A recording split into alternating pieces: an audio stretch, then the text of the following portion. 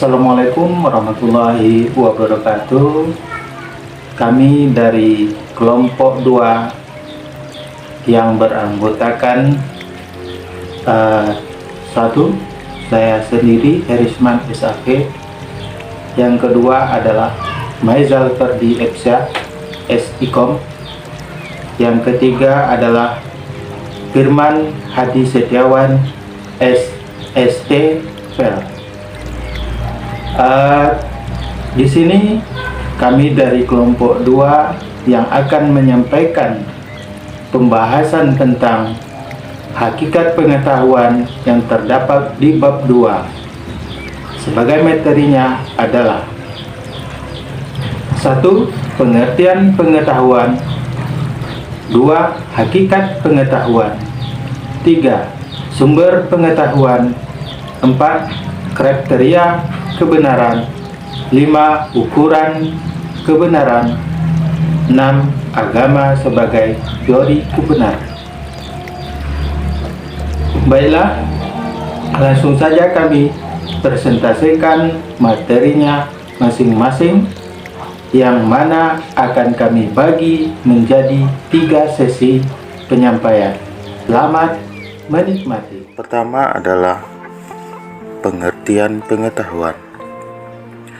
Pengetahuan dapat ditafsirkan sebagai segala sesuatu yang diketahui, pedoman dalam pembentukan suatu tindakan seseorang, dan dapat juga didefinisikan sebagai hasil penginderaan terhadap segala sesuatu yang telah terjadi dan dilewati berdasarkan pengalaman. Adapun jenis-jenis pengetahuan sebagai berikut.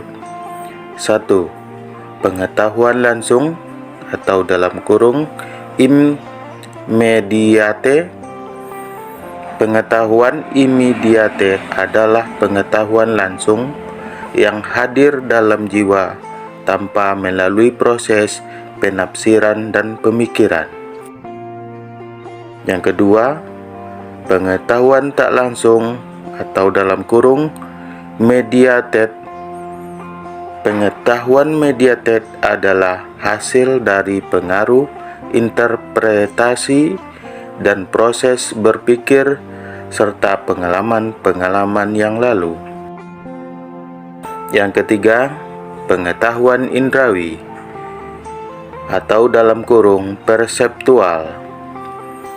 Pengetahuan indrawi adalah sesuatu yang dicapai dan diraih melalui indera-indera lahiriah. 4. Pengetahuan konseptual atau dalam kurung konseptual. Pengetahuan konseptual juga tidak terpisah dari pengetahuan indrawi. Pemikiran manusia secara langsung tidak dapat membentuk suatu konsepsi-konsepsi tentang objek-objek dan perkara-perkara eksternal tanpa berhubungan dengan alam eksternal. 5. Pengetahuan partikular atau dalam kurung partikular. Pengetahuan partikular berkaitan dengan satu individu, objek-objek tertentu, atau realitas-realitas khusus. 6. Pengetahuan universal atau dalam kurung universal. Pengetahuan yang meliputi keseluruhan yang ada, seluruh hidup manusia, misalnya agama dan filsafat. 2. Hakikat pengetahuan. Dasarnya pengetahuan merupakan kondisi mental. Sesuatu yang diketahui merupakan penyusunan pendapat mengenai suatu objek. Dalam kata lain, penyusunan mengenai bayangan mengenai fakta yang berada di luar pemikiran. Ada 2 teori untuk mengetahui tentang hakikat pengetahuan. Yang pertama adalah realisme. Realisme adalah aliran seni rupa yang menandai menceritakan kehidupan sehari-hari di dunia nyata tanpa dibuat-buat. Yang kedua adalah idealisme. Idealisme adalah antonim dari realisme. Segala sesuatu memiliki keberadaan tidak terbatas atau dalam kurung absolut dan terlepas dari pengetahuan atau persepsi manusia.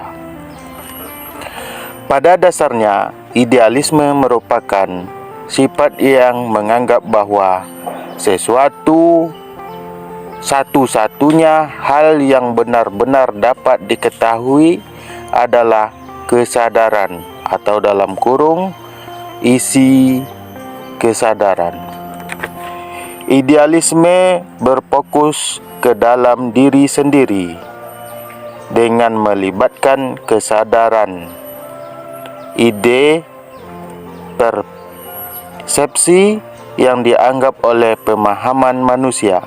Dengan demikian, satu-satunya hal yang nyata adalah entitas mental, bukan hal fisik. Assalamualaikum warahmatullahi wabarakatuh. Nama saya Mazal Ferdi Epsa dari kelompok 2 akan menjelaskan bab 2 hakikat pengetahuan. Yang pertama sumber pengetahuan, yang kedua kriteria kebenaran. Sumber pengetahuan. Menurut tafsir tahun 2002 mengemukakan bahwa pengetahuan yang ada pada kita diperoleh dengan menggunakan berbagai alat yang merupakan sumber pengetahuan tersebut. Dalam hal ini ada beberapa pendapat tentang pengetahuan, yaitu A. Empirisme. Menurut aliran ini, manusia memperoleh pengetahuan melalui pengalaman, yaitu pengalaman indrawi atau panca indera manusia. B. Rasionalisme. Aliran ini menyatakan bahwa akal merupakan dasar kepastian pengetahuan yang benar diperoleh dan diukur dengan akal. Manusia memperoleh pengetahuan melalui kegiatan.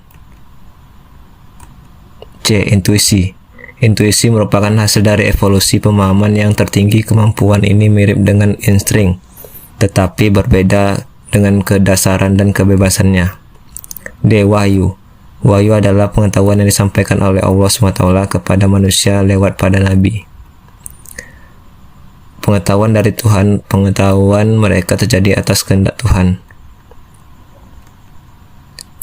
Kriteria kebenaran. Kebenaran ilmiah. Kebenaran yang diperoleh dari 1. Proses penelitian. 2. Penalaran logika ilmiah. Uji kebenaran ilmiah. 1. Pragmatis. Suatu pernyataan dianggap benar bila memiliki manfaat praktis dan bersifat fungsional dalam kehidupan sehari-hari.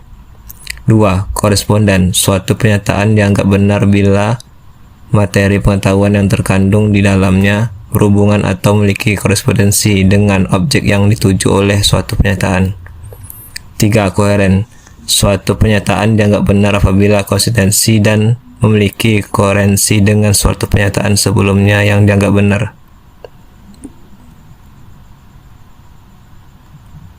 Kebenaran non-ilmiah. 1. Penemuan secara kebetulan. Penemuan yang terjadi tidak dianggap dengan sengaja. 2. Penemuan coba dan ralat. Penemuan ini muncul dengan tiada kepastian dapat berhasil atau tidaknya kebenaran yang diinginkan. 3. Penemuan melalui kewibawaan dan otoritas. Pandangan yang mempunyai kewibawaan, contohnya seseorang yang memiliki jabatan, selalu diambil sebagai kebenaran, sekalipun bukan dilandaskan pada proses membuktikan secara ilmiah.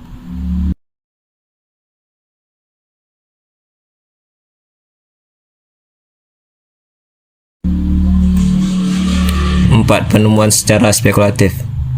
Dalam penemuan ini ia berspekulasi dan alternatif yang dipilih dipandu dengan kira-kira. 5. Penemuan kebenaran lewat berpikir kritis dan rasional. Ketika memecahkan suatu persoalan, manusia berupaya menyelidikinya berlandaskan pengetahuan dan pengalaman yang ia miliki agar mencapai pada pemecahan masalah dengan benar atau berkesimpulan. Demikianlah dapat saya sampaikan. Saya ucapkan terima kasih. Assalamualaikum warahmatullahi wabarakatuh. Assalamualaikum warahmatullahi wabarakatuh. Perkenalkan, saya Firman Hadi Setiawan, mahasiswa Magister Ilmu Administrasi Angkatan 32, kelas A. Akan menyampaikan tugas mata kuliah Filsafat Ilmu dengan dosen Ibu Hasna Faizah. Adapun yang akan saya sampaikan pada saat ini adalah mengenai ukuran kebenaran dan agama sebagai teori kebenaran. Ukuran kebenaran. Kegiatan berpikir adalah usaha untuk menghasilkan pengetahuan yang benar atau kriteria kebenaran. Jenis-jenis kebenaran dibagi menjadi 3. Ada kebenaran epistemologis, ada kebenaran ontologis, dan ada kebenaran sistematis. Masing-masing kebenaran ini akan kita bahas sebentar lagi. Kebenaran epistemologis adalah kebenaran yang berhubungan dengan pengetahuan manusia. Kebenaran ontologis adalah kebenaran sebagai sifat dasar yang melekat pada hakikat segala sesuatu yang ada atau ditiadakan. Sedangkan kebenaran sistematis adalah kebenaran yang terdapat serta melekat dalam tutur kata dan bahasa. Teori-teori kebenaran epistemologis adalah sebagai berikut. Yang pertama, teori korespondensi adalah kebenaran yang didasari oleh sesuatu pernyataan yang sesuai dengan faktanya. Selanjutnya, teori koherensi kebenaran. Kebenaran yang ditegakkan atas hubungan antara putusan yang baru dengan putusan-putusan yang telah kita ketahui dan akui kebenarannya. Yang artinya, suatu putusan dengan putusan yang lain saling berhubungan dan saling menerangkan antara satu dengan yang lainnya. Yang terakhir, teori pragmatis tentang kebenaran. Sesuatu dianggap benar jika mendatangkan manfaat dan akan dikatakan salah jika tidak mendatangkan manfaat. Berdasarkan potensi subjek tingkatan kebenaran dibagi menjadi 4. Ada tingkat kebenaran indera. Ini adalah tingkat kebenaran yang paling sederhana dan pertama yang dialami oleh manusia. Selanjutnya ada tingkat ilmiah. Di tingkat ini, kebenaran yang berdasarkan pengalaman-pengalaman ditambah dengan rasio. Yang ketiga, tingkat filosofis. Adalah perenungan dan pengolahan lebih mendalam terhadap tingkat kebenaran indera dan tingkat ilmiah. Yang terakhir, ada tingkat filosofis. Adalah tingkat kebenaran yang paling tinggi, mutlak bersumber pada Tuhan. Agama sebagai teori kebenaran. Manusia adalah makhluk yang mencari kebenaran. Satu di antara cara mencari kebenaran ialah melalui agama. Agama dengan ciri khasnya menyajikan jawaban dari segala permasalahan yang dipertanyakan manusia. Bisa mengenai manusia, alam, juga mengenai Tuhan. Dalam agama, sebagai teori kebenaran mengutamakan wahyu yang berasal pada Tuhan. Dalam Islam dikenal ilmu tasawuf. Menurut riwayat, Imam Ghazali memiliki perasaan tidak puas pada hasil temuan akalnya ketika melakukan pencarian terhadap kebenaran. Imam Al-Ghazali kemudian tiba pada kebenaran dalam ilmu tasawuf setelah melalui proses yang berbelit-belit dan sangat panjang. Menurut Bakhtiar, tasawuflah yang menghapus perasaan ragu mengenai segala hal. Kebenaran berdasarkan agamalah yang dipandang kebenaran mutlak oleh kaum sufi, yakni kebenaran yang tidak bisa diubah-ubah.